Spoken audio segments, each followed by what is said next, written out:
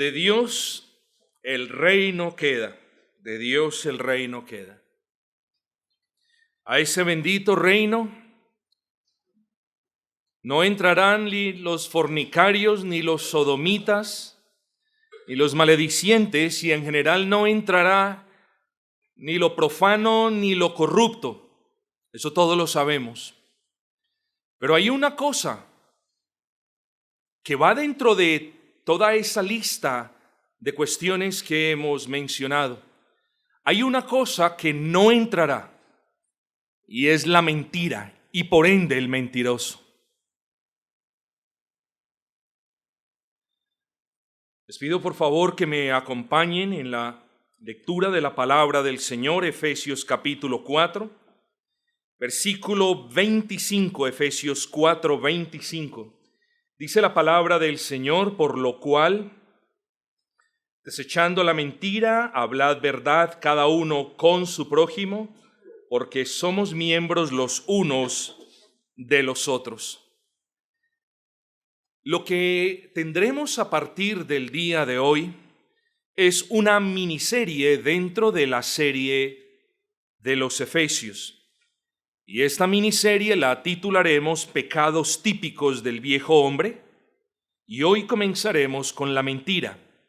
Esta es una miniserie dentro de la serie Pecados típicos del viejo hombre, pecados típicos, pecados que lo caracterizan, y vamos a hablar hoy de la mentira. Recordemos, queridos hermanos, no obstante, que un asunto que es esgrimido una y otra vez por el apóstol Pablo es el asunto de la santificación. Es el contraste que él hace entre la manera como ellos vivían antes de su salvación y la manera como debían vivir después de haber sido salvos por la gracia de Dios. Recordemos también lo que mencionamos la semana pasada, que al estar en Cristo, cada uno de los que hemos confiado en Él, recibimos de Cristo una nueva identidad. Ahora bien, también hicimos énfasis argumentando que esa nueva identidad da origen a un nuevo comportamiento y a una nueva conducta. Lo que hasta este punto les quiero recordar es que quienes verdaderamente han confiado en el Señor Jesucristo tienen una nueva identidad, hablan de manera diferente, se comportan de manera diferente, viven de manera diferente, no perfecta, pero sí diferente, caen, pero sí diferente, resbalan, pero sí diferente a la manera como ellos vivían en el mundo. En el sermón del día del Señor pasado, hacíamos también referencia a nuestra responsabilidad en nuestra santificación, responsabilidad que podemos ver de manera clara y diáfana en el despojarnos del viejo hombre y vestíos del nuevo hombre. ¿Cierto? Recordemos esos dos aspectos de los que también vamos a hablar un poco en el día de hoy relacionados con la mentira. Pero hay consecuencias prácticas de esa santificación. Es decir, hay cosas que debemos hacer de manera activa y diligente, y hay cosas de las que nos debemos despojar de manera fervorosa y constante y persistente.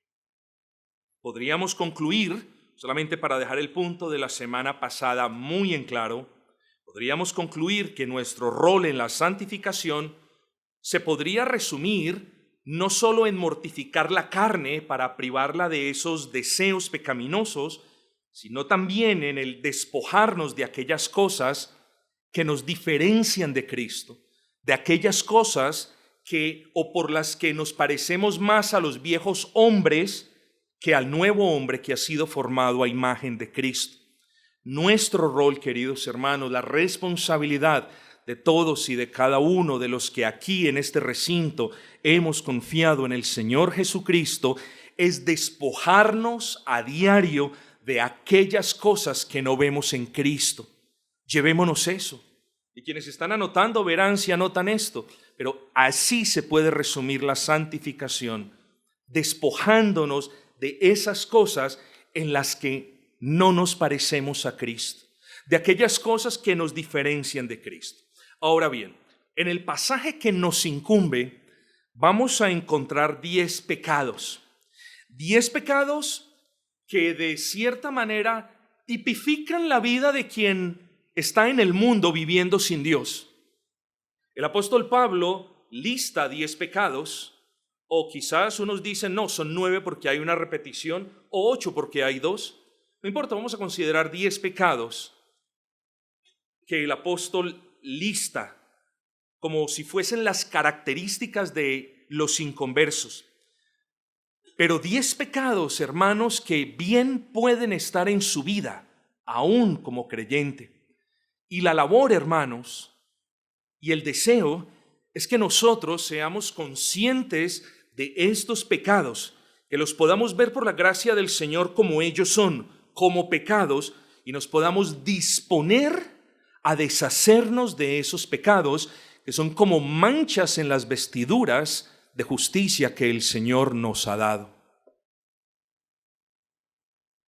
El primero de esos pecados, y es el que nos incumbe en la mañana de hoy, es el que encontramos en el versículo número 25. Dice, por lo cual, es decir, después de ese llamado a despojarse de ese viejo hombre y a aperarse de las vestiduras de justicia, desechando la mentira, hablad verdad cada uno con su prójimo. Vamos a leer hasta ahí.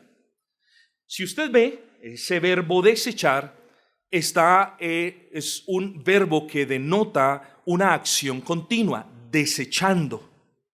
Lo que esto quiere decirnos es que ese proceso de desechar, palabra que en el original griego denota quitarnos de encima, despojarnos, ese proceso es un proceso que todos los días debería ser una realidad en su vida. Yo quiero explicarle algo para comenzar. Si usted sale de este recinto animado a batallar contra la mentira, gloria al Señor, deberíamos todos salir animados, redargüidos para hacer tal cosa. Pero más que una explosión efímera de sentimientos que nos dure solamente hasta mañana o hasta el martes y mucho, nosotros debemos saber que la batalla contra el pecado de la mentira y contra los demás es una batalla progresiva. Es una batalla que no se gana en un día, es una batalla que se tiene que luchar a diario y que se va venciendo a medida que nosotros nos vamos deshaciendo por la gracia de Dios más y más de ese pecado. Así que más vale que nosotros comprendamos que la batalla no se termina ni hoy ni la otra semana. La batalla suya contra la mentira y la batalla nuestra contra todos los pecados es una batalla que tiene una fecha de vencimiento y es el día de su muerte. Luego, seamos sabios y en vez de irnos ahora y explotar en emociones y solamente decir la verdad 2 días, sepamos que es una batalla en la que todos los días somos llamados a despojarnos, a sacarnos de encima ese gran mal que quizás lo afecta a usted, como lo es la mentira. Versículo 25, por lo cual desechando la mentira. Podríamos dedicarle un sermón entero a este pecado y otro también a cómo batallar en contra de la mentira. Creo que nos sobra enfatizar cuán deplorable, triste y condenable es la práctica de este pecado de la mentira por parte de nosotros los creyentes. Es tan despreciable como la fornicación, es tan despreciable como la violación del día del Señor, es tan despreciable como las murmuraciones y el asesinato, y es tan despreciable como cualquier violación de otro de los mandamientos del Señor. No obstante, el pecado de la mentira es despreciable por varias cosas en particular. Y una de esas cosas por las que el pecado de la mentira es triste y es condenable es porque nuestro Señor Jesucristo, haciendo referencia a Satanás, nos deja en claro ¿quién es el arquitecto, el padre, el promotor y el defensor de las mentiras? Juan 8:44, haciendo referencia a Satanás, nuestro Señor Jesucristo hace referencia a Satanás como aquel que es mentiroso, como aquel arquitecto de las mentiras, como el creador de la mentira, como el promotor de la primera mentira que nos tiene a todos aquí. Satanás es mentiroso y luego dice, y padre de mentira. Es el padre de la mentira. ¿Acaso, hermanos, nosotros no podemos inferir que de alguna manera, estoy observando estas cuestiones, pero ¿acaso de alguna manera no podríamos inferir que el que miente es hijo del padre que es dueño y arquitecto de las mentiras? Yo sé que suena como una locura para nosotros los que somos hijos de Dios. Y miren lo hipócrita del asunto. Yo quiero elaborar. Decimos y repetimos hasta el cansancio y defendemos, somos hijos de Dios. Pero persisten las mentiras y el Señor Jesucristo dice que el padre de las mentiras es Satanás. Luego, con nuestras bocas decimos, oh, somos hijos de Dios, pero estamos viviendo como hijos del mismo demonio. Tenemos que hacer un alto. Tenemos que ser congruentes en nuestros testimonios, hermanos. No hay problema con que digamos somos hijos de Dios, pero no podemos vivir como hijos del diablo diciendo mentiras. Y aquí hay más de un mentiroso.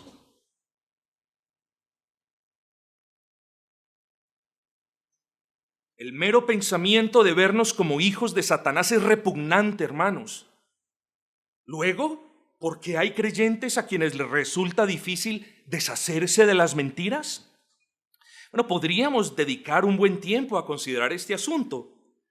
Pero yo digo, hermanos, que quizás hay creyentes en este recinto que persisten en las mentiras o que no se están despojando de esas mentiras, quizás porque no piensan de las mentiras como deben pensar y no recuerdan cuán aborrecible para su Dios es la mentira. Me hago explicar, hermanos. Yo hipotetizo, yo sugiero que quizás verdaderos creyentes no pueden despegarse de la mentira porque piensan que la mentira en cierta manera es como un pecado que no es tan grave. Le dan un valor a la mentira inferior a la gravedad que Dios establece en su ley. Y claro, cuando uno tiene un concepto de algo menor que su realidad, pues no le va a dar lo mismo, porque la violación de algo que es bajo no trae las mismas consecuencias de algo que está por allí arriba. Luego, una de las causas por las que los creyentes patinan tanto en las mentiras es porque quizás no se dan cuenta de que el vivir en mentiras es una ofensa gravísima. Y es una ofensa para con Dios. Y lo segundo que yo propongo, conforme a la palabra, es que quizás algunos creyentes no pueden dejar sus mentiras porque no recuerdan cuán aborrecible es este pecado para con Dios. Hermanos, y lo que nosotros todos debemos hacer es ver la mentira a la luz de la Escritura, no ver la mentira a la luz de lo que nosotros creemos y menos de cómo vive la sociedad, mis amados. Porque vivimos en una sociedad que ha aprendido a tolerar la mentira. Vivimos en una sociedad que ve la mentira como su verdad y nuestra verdad como mentira. Luego, mis amados hermanos, nosotros debemos ver la mentira a la luz de la Escritura. Es un pecado, es una violación a la ley de Dios. Y si usted tiene en baja estima la ley de Dios, luego la mentira para usted es una cosa que poco importa. Solo cuando usted tiene la ley de Dios como ese reflejo de la santidad del Altísimo, usted entonces podrá entender que la mentira es algo tan aborrecible como el asesinato, como el secuestro y como la violación que usted tanto aborrece. Puede que no sea escandalosa como esas cosas, pero es igual de aborrecible a Dios. Así que no vengamos y no nos hagamos estratagemas y planes mirando la mentira como si fuese uno de los pecados menores, como los hacen los amigos católicos romanos, pecados veniales y pecados mortales. Nosotros no tenemos el derecho de hacernos ese tipo de esquemas mundanos. Nosotros tenemos, hermanos, que ser objetivos en la catalogación de los pecados. El pecado es una ofensa, una violación de la ley de Dios. Pero lo otro que debemos hacer, hermanos, no solamente es ver la mentira como lo que es, sino verla como algo que Dios abomina en particular. Ojo con esto. Es verdad, Dios abomina toda suerte de pecados, pero no por nada quedó el siguiente versículo plasmado en la Biblia que usted tiene en sus manos. No por nada quedó allí. Allí quedó. Y si quedó, y si fue inspirado, y si fue registrado en las páginas de las Sagradas Escrituras, fue para que usted mire cuán aborrecible es la mentira para el Dios que usted dice amar y adorar. 6 cosas aborrece Jehová, y aún 7 abomina su alma. Versículo 17, los ojos altivos y la lengua mentirosa. Eso quedó allí no para que usted diga, eso no pasa nada. No, Dios aborrece lo que usted está practicando quizás. Es necesario, hermanos, que mientras escuchamos la palabra, usted no comience a edificar muros en su defensa. Usted no puede defender lo que no es defendible. Usted no puede justificar el uso de las mentiras en su diario vivir. Usted no puede justificar el uso de la mentira, ¿cierto? Porque usted no le quiere hacer daño a esta persona. Usted no puede justificar el uso de la mentira ni a su empleador, ni a su esposa, ni a su esposo, ni a sus hijos, ni a nadie. Si estas cosas hacemos, mis hermanos, si vemos la mentira como lo que es, y si somos recordados de que la mentira es algo que Dios aborrece, quizás podemos entender entonces de una manera correcta el llamado que Pablo le hace a los hermanos de Éfesos a desechar la mentira. Usted no desecha las cosas que a usted le sirven. Si a usted le sirve algo, usted lo guarda. Bueno, si a usted le sirve la mentira, usted lo va a seguir guardando, la va a seguir diciendo, la va a seguir practicando. Si su mentira le sirve para sus propósitos pecaminosos, usted la va a seguir haciendo. ¿Cómo va a desechar algo que es bueno? ¿O cómo va a desechar algo que le está proporcionando cierto placer o ciertos beneficios, o esto o aquello otro? No, nosotros desechamos lo que es malo. Luego el razonamiento anterior es solo para decirle esto: nada que tenga que ver con la mentira es bueno. No vea la mentira como algo bueno porque es que usted está evitando que se forme un problema en el seno de su hogar. La mentira tiene que ser dicha, la verdad tiene que ser dicha, hermanos. Y la verdad duele, y la verdad cuesta, y las consecuencias de la verdad no son siempre fáciles. Ahora, yo no estoy aquí diciéndoles, tienen que confesarse ahora la verdad y hacer esto y lo otro. No, son cosas delicadas. Quizás usted ha hecho cosas delicadas. Y es difícil ahora usted buscar a la otra persona y decirle esto y lo otro. Yo no estoy aquí para decirle, hágalo. Yo estoy aquí es para recordarles lo que Dios aborrece. Y si en su corazón hay una mentira, Dios aborrece eso, hermanos. Yo estoy aquí para llamarlos, a mí también, al arrepentimiento, mis amados. Yo estoy aquí para invocar el nombre de Cristo y que Él nos conceda su gracia para vivir como Cristo, como hijos de la familia de Cristo, no como hijos de Satanás. Pero algo debemos tener en claro aquí y ahora, y es: las mentiras no pueden hacer parte de la vida de un cristiano decente. No pueden hacer parte, hermanos. Hermanos, debemos quitarnos de encima, esa es la palabra en el original griego, despojarnos de, sacar fuera algo. Bueno, y debemos hacerlo con esas mentiras. Pero tenemos que tener cuidado, mis amados, porque las mentiras no solamente son aquellas cosas contrarias a la verdad, sino que también tenemos que hablar de variantes de la mentira. La omisión de una parte de la verdad es una mentira. La omisión de una parte de la verdad es una mentira. Es un ocultamiento, y el ocultamiento de una verdad, bien sea de la verdad en su todo o en alguna de sus partes, es una mentira.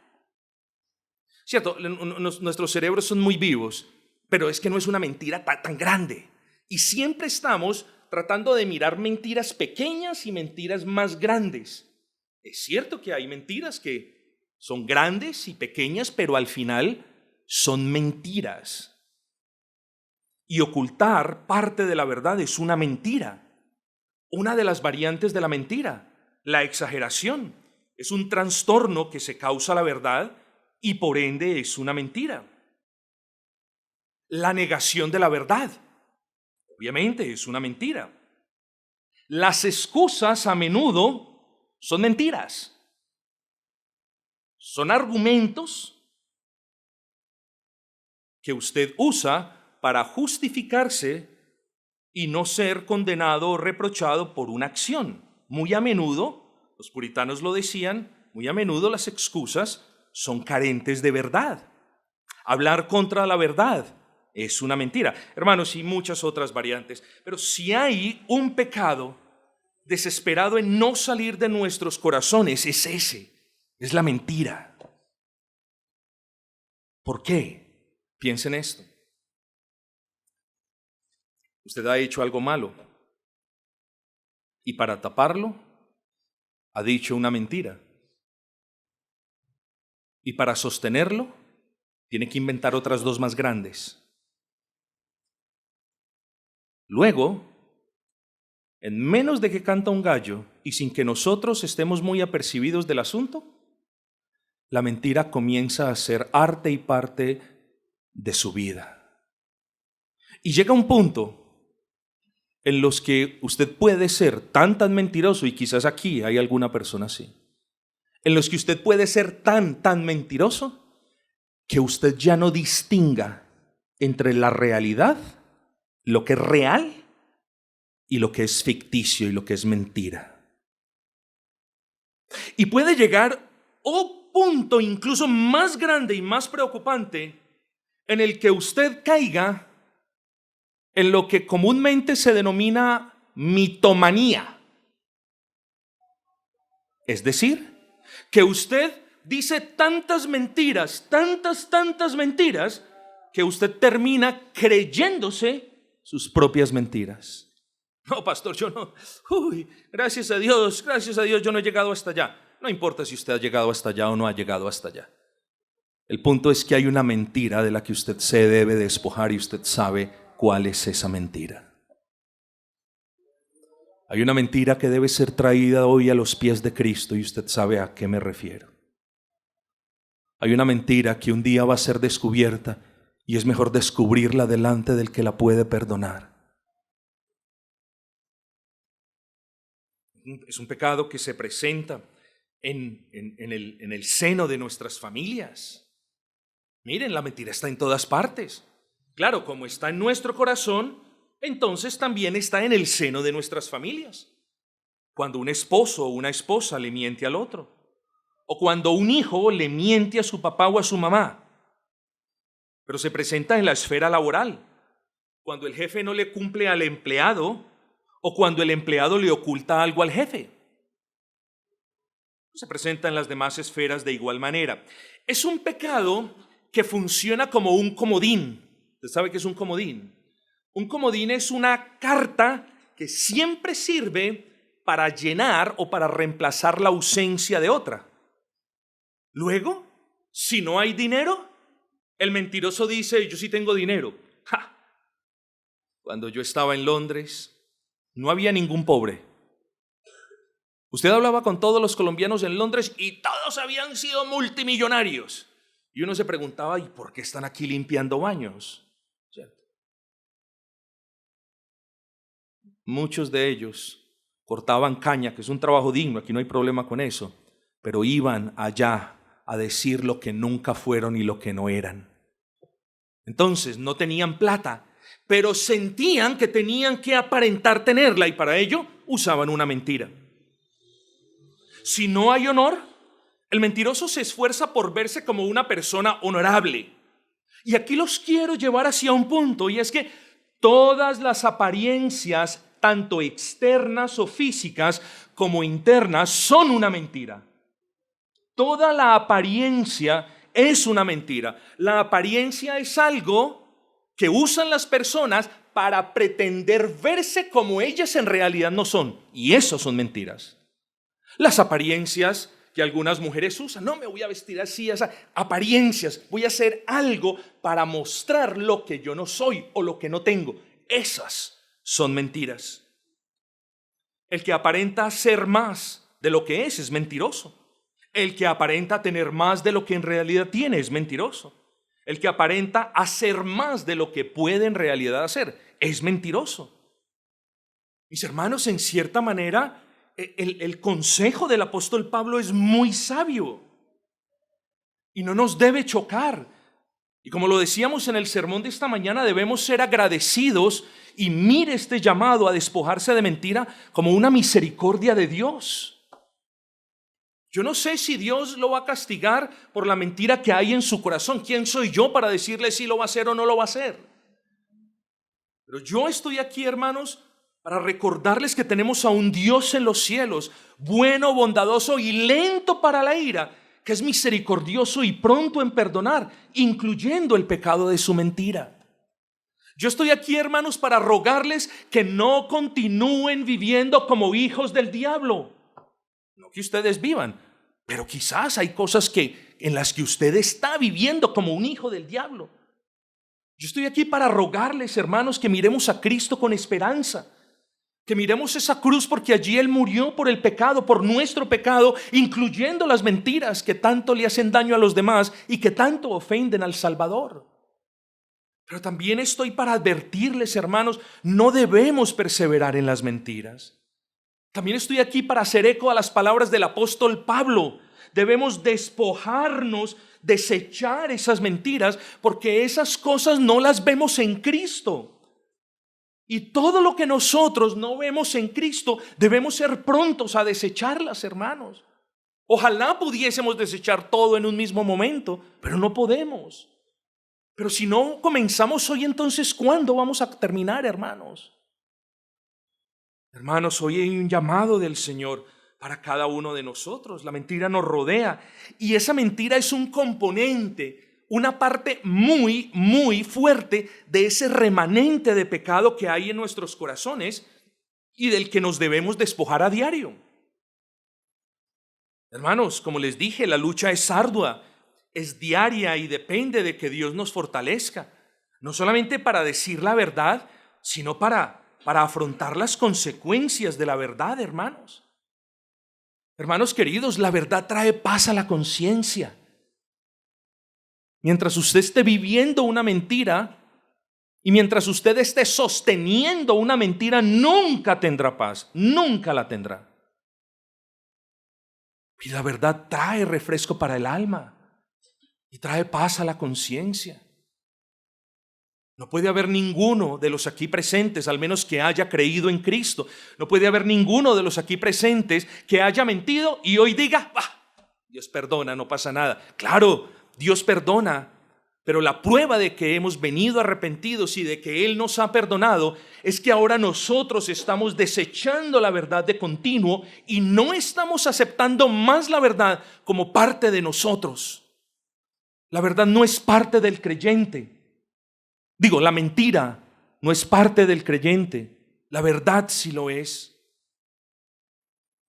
Hermanos, ¿por qué? Porque nuestro Dios es el Dios de toda verdad. Porque hemos sido salvos por su palabra que es verdad. Porque todas las promesas que Él nos ha hecho son verdad. Entonces, mis amados, pidámosle al Señor que Él nos ayude para desechar la mentira y para practicar la verdad, para hablar la verdad, para vivir la verdad, porque somos hijos no de Satanás, sino del Dios de la verdad, hermanos. La verdad es la que nos caracteriza como creyentes, mis amados hermanos. Esa verdad encarnada, Cristo mismo, murió por nuestras mentiras. Y hoy hemos hablado de la mentira y de lo grosero de la mentira y de lo repugnable que es, hermanos, pero tenemos que hablar de Cristo y tenemos que hablar de lo que Él hizo en la cruz del Calvario, porque de nada sirve que nos enfoquemos en hablar las mentiras que Dios tanto aborrece y no en exaltar el Cristo que nos libra de esa vida de mentiras y el Cristo que nos puede ayudar a despojarnos de esas mentiras. Hermanos, nosotros hoy tenemos que mirar a Cristo y tenemos que mirar a Cristo con los ojos de la fe. Claro, ahora no es una fe salvadora, esa fue ejercida una vez cuando fuimos declarados justos a los ojos de Dios, pero con fe también tenemos y con convicción debemos venir delante de Cristo, porque ese Cristo nos perdona, mis amados, y debemos venir, hermanos. No debemos venir, mis amados hermanos, a pedir perdón por la mentira, porque tenemos miedo de las consecuencias de la mentira. El niño no debe venir delante de su padre a pedir perdón por la mentira porque le van a pegar. El esposo o la esposa no deben venir a pedir perdón por la mentira porque el hogar se les va a acabar si dicen la verdad. Debemos venir a pedir perdón delante de Dios porque hemos ofendido a Dios y porque hemos dañado a nuestros semejantes, hermanos. Que el miedo de las consecuencias no nos traiga delante de la cruz. Nos puede traer, si el Señor así lo permite, pero es una mala motivación y sospechosa de hecho. Yo vengo a pedir perdón porque es que me da miedo de las consecuencias de la mentira. No, vengamos a pedir perdón, pero por el dolor, por el daño que le hemos causado al prójimo y por la deshonra que le hemos causado a nuestro Dios, hermanos. Poco a poco me voy moviendo hacia la conclusión y ahora quiero pasar a considerar un par de asuntos del que sería muy poco sabio dejar de lado. Recordemos dos cosas, hermanos, de las que Apocalipsis nos advierte: que los cobardes, los incrédulos, los abominables, los homicidas, los fornicarios, los hechiceros y los idólatras, está haciendo el apóstol Juan, bajo inspiración del Espíritu Santo, está haciendo un resumen de todos los violadores de la ley de Dios. Entonces, de hecho, lo que él dice es: todos los violadores de la ley de Dios tendrán su parte. La pregunta es ¿dónde? Y él mismo nos dice: en el lago que arde con fuego y azufre. Ahí tendrán su parte. Pero ¿qué dice también? Hermanos, miremos.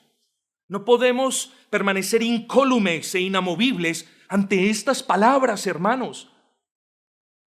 Dejemos, hermanos, abramos nuestro corazón al Señor. Pero ¿qué dice también? Que también, junto con ellos, en ese lago que arde, que también estarán los mentirosos. Hermanos, los practicantes impenitentes de las mentiras no pueden ser llamados cristianos, mis amados. Es cierto, hermanos, nosotros caemos en pecado y mentimos, pero nosotros no podemos vivir mintiendo. El llamado que hace el apóstol Pablo es todo lo contrario: a desechar, a despojarnos, a quitar de nosotros toda mentira. Ese es el llamado, no a aprender a vivir con ella, no a convivir con la mentira, no a justificarla, sino a desecharla. Y yo me pregunto si usted está en esa tarea, desechando la mentira, o está más pendiente de buscar otra mentira para justificar la primera que ha dicho. ¿Cuál es su caso, mi amado?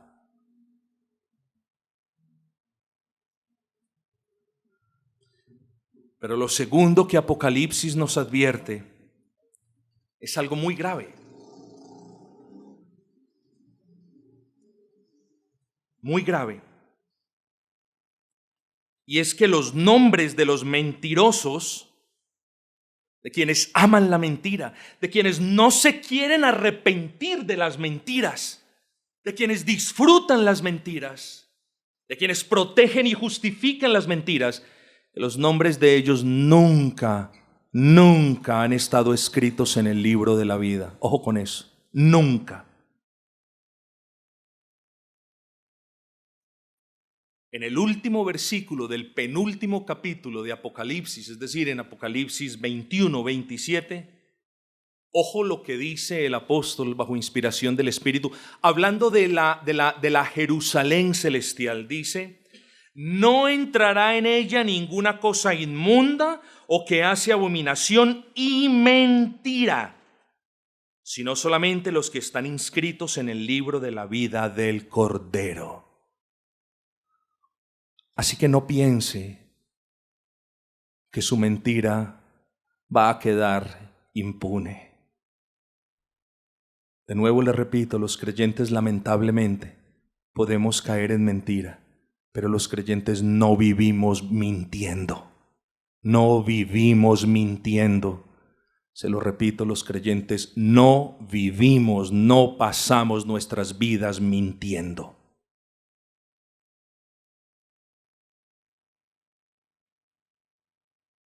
Recordemos, mis amados hermanos, esa santificación desde esas dos etapas, ¿cierto? El apartamiento, el alejamiento del pecado y la consagración para el Señor.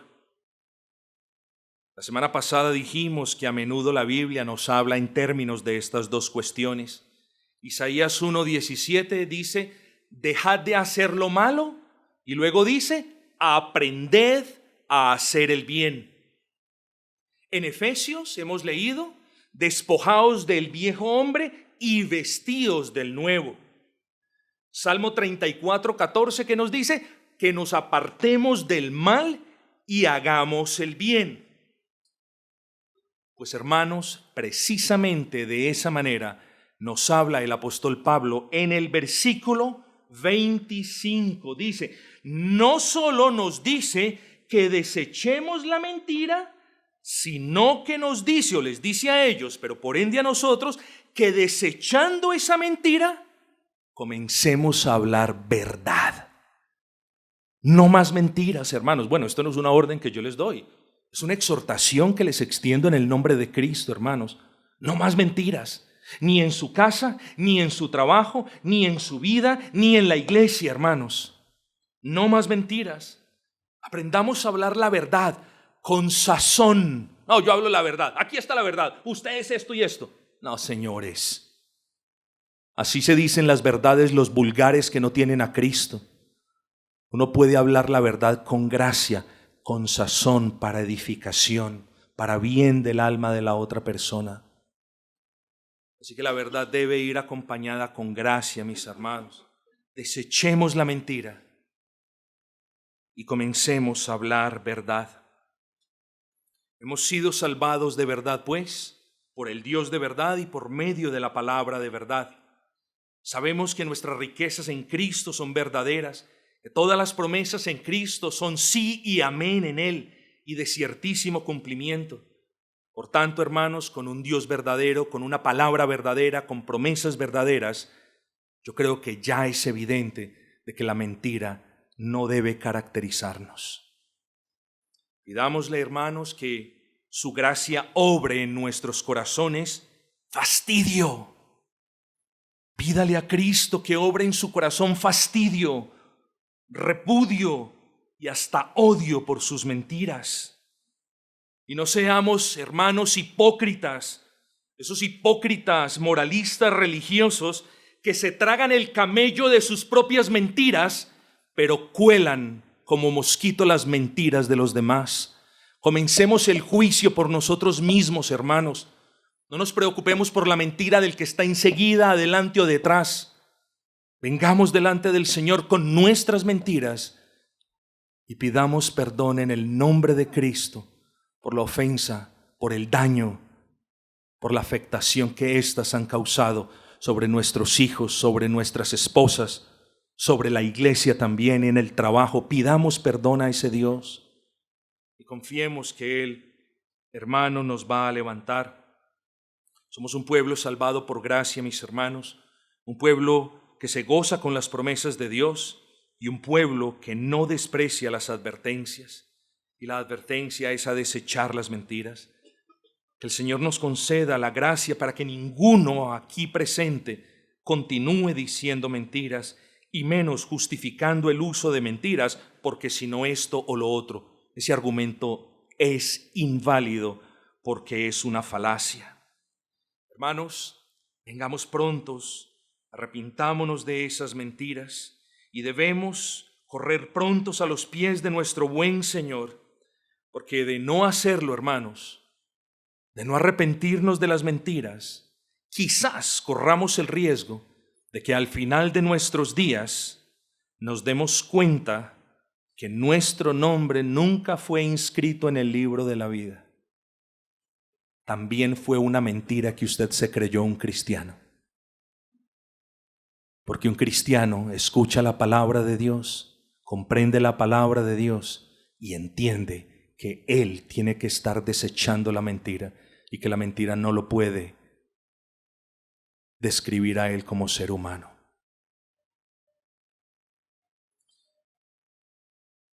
Termino con 2 versículos, Apocalipsis 21:8, se los vuelvo y se los leo.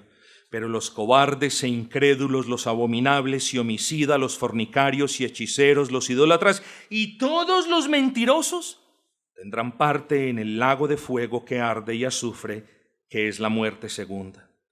Que estas palabras de Juan sirvan como advertencia para nuestras almas, pero que las palabras tiernas de Pablo nos insten a buscar a Cristo para pedir no solo perdón, sino la gracia para despojarnos de toda mentira. Desechen, hermanos, parece decirnos el apóstol, desechen toda mentira y comiencen a hablar verdad entre ustedes mismos, porque son miembros de la misma casa, bañada con la sangre de Cristo. Hoy, hermanos, es día para comenzar a batallar en contra de la mentira, de ese mal que ha enredado su alma, de ese mal con el que usted quizás le ha causado daño a los suyos, de ese mal con el que usted ha afectado a la iglesia. Vengamos todos arrepentidos delante del Señor. Pidámosle que nos perdone, hermanos.